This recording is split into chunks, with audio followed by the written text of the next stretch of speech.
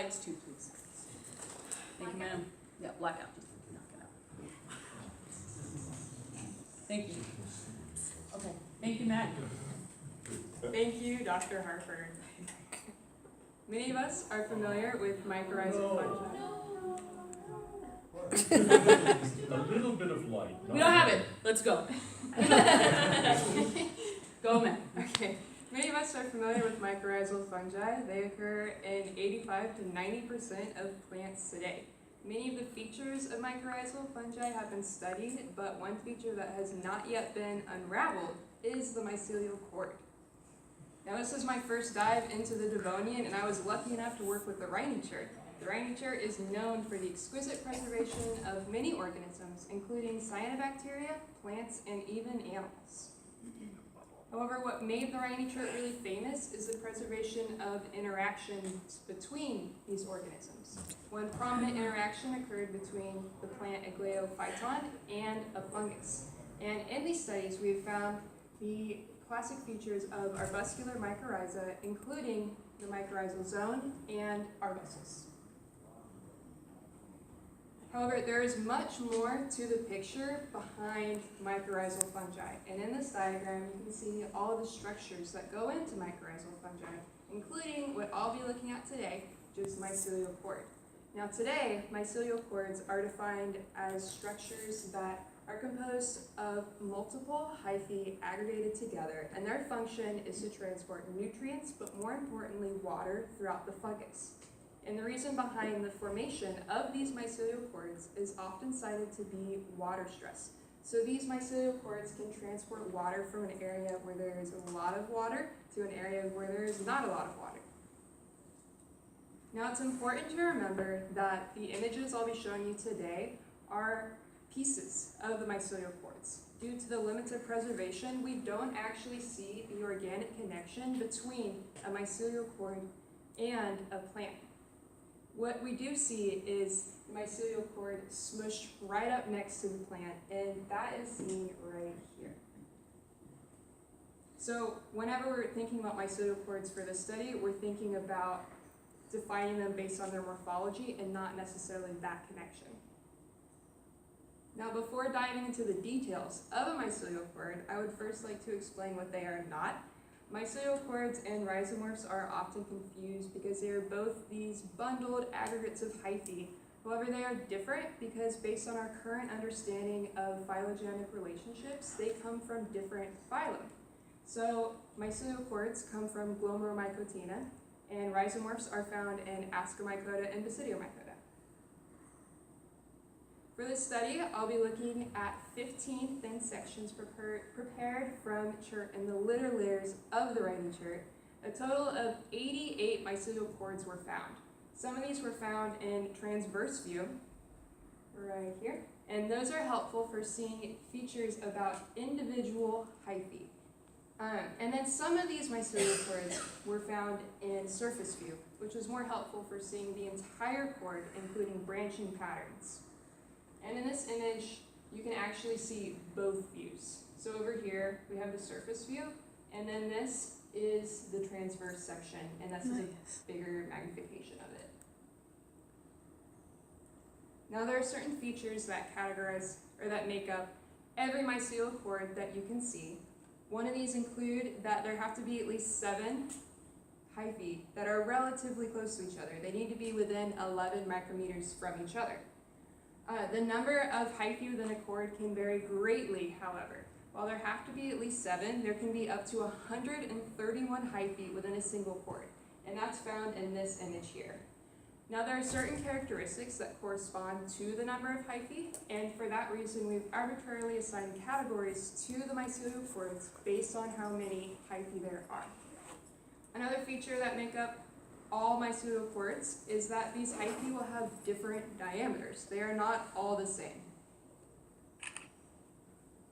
Further variation of hyphae within a mycelial cord includes that some of them may have septa, while others will be aseptate.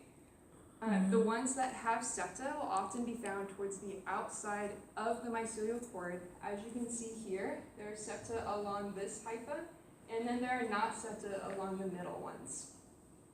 There's also great variation in wall thickness and diameter of the hyphae within a chord. So sometimes you will see a hypha that has really thin walls and is really small. And in that same chord, there may be one that's much bigger. And sometimes we even have one hypha centrally located that is much bigger and much thicker than any of the other hyphae. And that hypha is informally known as the mother hypha. And that's right here. Sometimes the walls are so thick that we can even see lamination. And in this image, it's a little bit hard to see, but there are 3 different lamina right here. There's also variation in the way that the hyphae are arranged within a mycelial chord. Sometimes the hyphae form what looks like a perfect circular tube, and then other times that tube looks a little bit more ovular. There's also variation in the distance between hyphae. Sometimes they are really close, while other times they are spread apart or in the same chord that they are also very close. However, one feature that is shared between all of these transverse sections is that there is different coloring between the hyphae than the surrounding matrix. And in these 2 images, you can actually see that this is a pretty good outline of where the mycelial chord is due to that coloring. Now switching back to surface view, we can see the feature with the greatest diversity, and that is the branching patterns.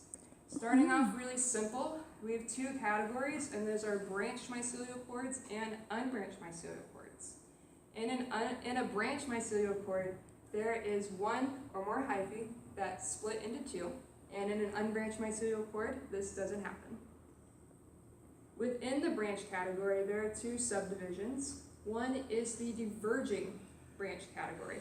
And in this category, there's 1 hypha that splits, and one of the resulting hyphae will start traveling very far away from the rest of the hyphae.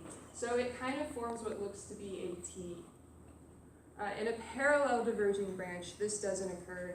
Both ends of the hypha will continue along in the same direction.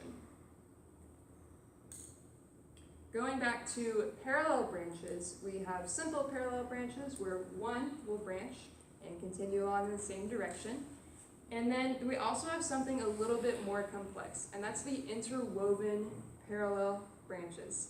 And in this category, there are multiple parallel branches that overlap around each other, forming what looks like a braid-like pattern. And these 2 images are taken at different focal planes. They're the same chord, just taken at different focal planes. And they're in this graphical representation, you can see that there are 3 different branching points, and those resulting ends of the branched hyphae will still follow along in the same direction as the original chord, but they'll loop over and under each other, forming what looks like a braid. Going back to the diverging branch category, we also have single branches where this happens once. We have multiple branches where there are multiple branched hyphae that split around the same place and then form what looks to be 2 different groups. So it looks like the entire chord splits into 2. There's also something more complex called the knot branch. And in this category, there are multiple branched hyphae that overlap around each other and then continue in different directions, much like you could tie a knot out of string. Now, one thing that was really interesting looking through the transverse sections was the presence of intrahyphal hyphae. And in this feature, there is a hypha within another hypha. Now, this is often seen in the larger chords. There can be 1 hypha within another hypha, but there's one really interesting example of 3 hyphae within 1.